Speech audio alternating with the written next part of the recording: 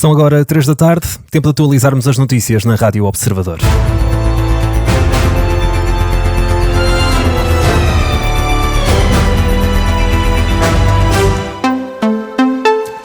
Edição das 3 com o Miguel Videira. O Procurador-Geral da República revela que pediu escusa da averiguação preventiva à Spinum Viva por causa do clima instalado em relação ao próprio. Sim, Amadeu Guerra rejeita ainda que a averiguação Luís Montenegro tenha ultrapassado limites, como sugeriu ontem o Primeiro-Ministro em reação a este arquivamento. Uma declaração do Procurador-Geral da República à margem da cerimónia de atribuição de prémios de direitos humanos na Assembleia da República. Face a alguns comentários que foram feitos quer na comunicação social, quer por comentadores, quer por pessoas responsáveis, relativamente a suscitar a minha imparcialidade, eu decidi, antes do despacho final,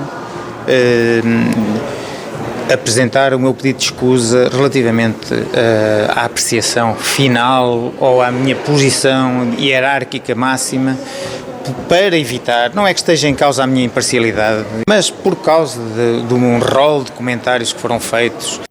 E face ao clima de suspeitas, o Procurador-Geral da República decidiu pedir escusa de participação nesta averiguação preventiva. O Procurador-Geral da República rejeita também a acusação feita pelo Primeiro-Ministro, segundo a qual o Ministério Público ultrapassou os limites com esta diligência. E na última hora foi o antigo secretário-geral do PS, Pedro Nuno Santos, que se pronunciou sobre o desfecho deste caso, Miguel. Sim, e para continuar a dizer que Luís Montenegro não tem idoneidade para desempenhar o cargo de Primeiro-Ministro. Numa longa publicação no Instagram, em que partilhou um excerto de uma entrevista ao dono da gasolineira em Braga, que foi o maior cliente de Luís Montenegro, o antigo líder do PS acusa o Primeiro-Ministro de desfaçatez ao criticar o Ministério Público. Pedro Nuno Santos diz que Montenegro deve estar agradecido ao Procurador-Geral por não ter aberto o inquérito formal e acrescenta que, por muito menos, há muitas pessoas com um inquérito às costas. O antigo secretário-geral PS, que perdeu as eleições para Montenegro, continua as críticas ao dizer que a opacidade vai continuar com a decisão de proibir o acesso ao processo e conclui que, com o que sabe, Luís Montenegro não tem condições, não tem idoneidade para desempenhar as funções de chefe de governo. Sobre as eleições legislativas que decorreram na sequência deste caso e que levaram à admissão de Pedro Nuno Santos, o antigo secretário-geral do PS diz que não foi o Partido Socialista a desejar ir a votos e que Montenegro quis fugir a uma comissão parlamentar de inquérito. O Presidente da República considera que o arquivamento da averiguação preventiva à Spinum Viva é a justiça a funcionar. Marcelo Rebelo de Sousa não se quis alongar em comentários. Diz apenas que o Ministério Público tomou a decisão que tinha a tomar e, portanto, está tomada. Eu não vou qualificar, eu digo só que a democracia precisa de uma justiça forte. Uma justiça forte é uma justiça que deve, eu tenho dito várias vezes, ser o mais rápida possível, mas a rapidez depende de muitos fatores, em matéria de investigação e em matéria de funcionamento dos tribunais e, portanto, aquilo que aconteceu foi que, envolvidos não sei quantos meses, houve uma decisão, essa decisão pôs termo a um determinado processo em condições específicas, aconteceu, se quiserem, é a justiça a funcionar. Declaração de Marcelo Rebelo de Sousa à margem do encontro anual do Conselho de Diáspora Portuguesa. O chefe de Estado revelou também que entre hoje e amanhã vai devolver ao Parlamento o diploma da Lei da Nacionalidade, que contém normas que foram consideradas inconstitucionais pelo Tribunal Constitucional. E Miguel, já aqui demos conta das críticas de Luís Montenegro ao Ministério Público pela forma como conduziu a averiguação preventiva à Spinum Viva. Henrique Gouveia Melo não gostou. E disso mesmo deu conta durante uma ação de campanha esta quinta-feira. O Primeiro-Ministro não devia ter dito, na minha muito modesta opinião, é que o Ministério Público foi longe demais. Poderia ter dito, eventualmente, é que demorou tempo demais. São coisas diferentes. Não podemos demorar muito tempo a investigar e a esclarecer assuntos que afetam a vida política portuguesa, porque ao afetar a vida política portuguesa, de alguma forma condicionam a nossa própria democracia. Num passado muito recente, mudaram até o governo. O Almirante pronunciou-se também sobre as dúvidas em torno da empresa familiar de Marques Mendes para dizer que ninguém deve chegar a Belém com dúvidas por esclarecer. O que é que eu acho que deve haver um esclarecimento? Para que não paire a dúvida. Nós devemos evitar que um presidente seja eleito com uma dúvida que depois arrasta para dentro da presidência.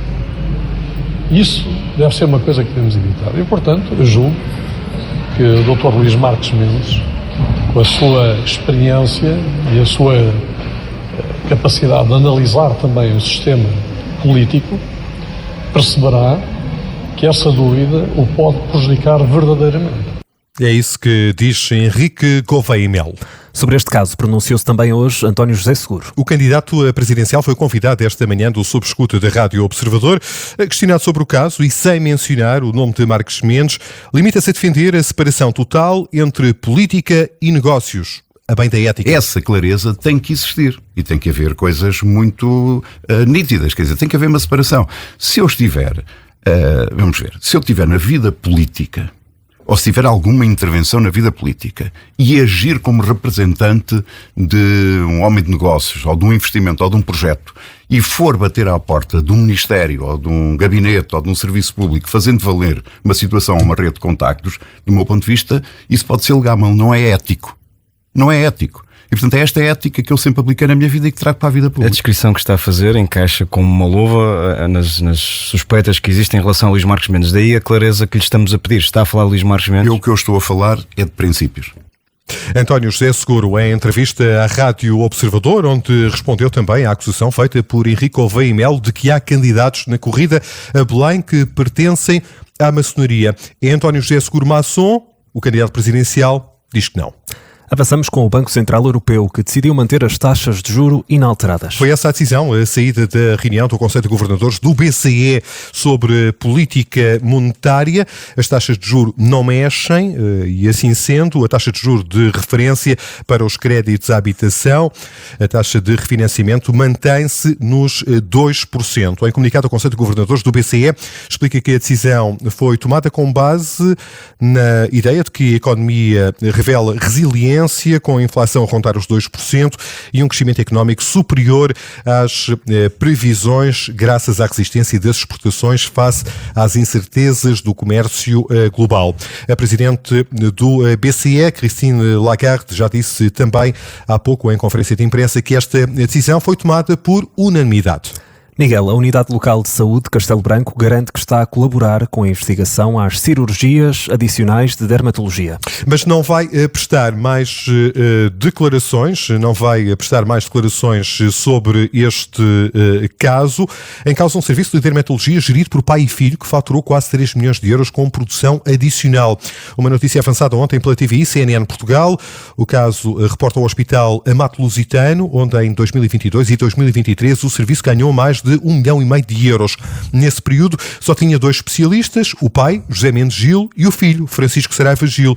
A Inspeção-Geral das Atividades em Saúde está a investigar as cirurgias adicionais realizadas por estes 2 médicos dermatologistas. A marcar também esta tarde de quinta-feira os preços dos passos navegantes que vão manter-se em 2026. Sim, é uma informação confirmada há instantes à Rádio Observador pelo Comando Metropolitano de Lisboa. O administrador Rui Lopo afirma que a proposta foi aceite esta manhã na reunião do Conselho. O preço dos passos mantém-se igual. O que nós propusemos e que foi aceite e deliberado pelo Conselho Metropolitano foi a manutenção do valor do passo navegante, que se mantém inalterado, ou dos passos navegantes, que se mantém inalterados. Este é o 7º ano consecutivo em que o passo navegante não sofre qualquer tipo de aumento e, portanto, vai manter os valores para 2026.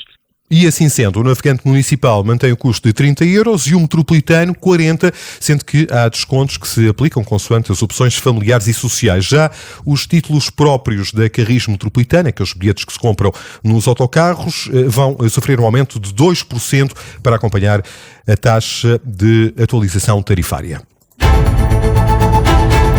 3h09. Atualizamos a informação de âmbito local, Miguel Videira. O Centro de Medicina de Reabilitação de Alcoitão inaugura hoje o novo Serviço Geral de Adultos, que sofreu obras de remodelação, um investimento a quase 2 milhões de euros, totalmente suportado pela Santa Casa da Misericórdia de Lisboa. A Associação para o Desenvolvimento de Peniche celebra hoje 30 anos. A ação comemorativa que assinala a dedicação da Associação ao Desenvolvimento e e à valorização da promoção da região Oeste vai ter lugar na Escola Superior de Turismo e Tecnologias do Mar. Um dos momentos da sessão será a assinatura do protocolo para a instalação do Centro Mar Oeste na Nau dos Corvos. O projeto tem por objetivo reconverter o histórico edifício num centro de valorização do património natural, cultural, científico e gastronómico da região. A Biblioteca Municipal do Cadaval tem um novo serviço de empréstimo de leitores de livros digitais. A iniciativa visa reforçar a adaptação dos serviços às novas tecnologias, na sequência da integração da BiblioLED, a Biblioteca Digital Nacional, que permite o empréstimo de livros digitais em todas as bibliotecas da Rede Nacional de Bibliotecas Públicas. Começa amanhã, estende-se fim de semana adentro, a terceira edição da Gala Solidária da Academia Dance Fusion, no Montijo. É promovido por alunos e professores da Academia, um espetáculo de cariz solidário que promove a recolha de alimentos para posteriormente serem entregues a uma instituição particular de solidariedade social local. A entrada é gratuita mediante a doação de alimentos. O Quintãs Equestrian Center, em Aroca, recebe pela primeira vez uma competição equestre no Picadeiro Indoor. O concurso nacional de saltos 2025, na categoria B, começa amanhã, prolonga-se até ao próximo domingo. Vão estar reunidos cavaleiros e entusiastas da modalidade num evento que junta desporto, gastronomia e o Natal. Fechamos assim esta edição das 3 com o Miguel Videira.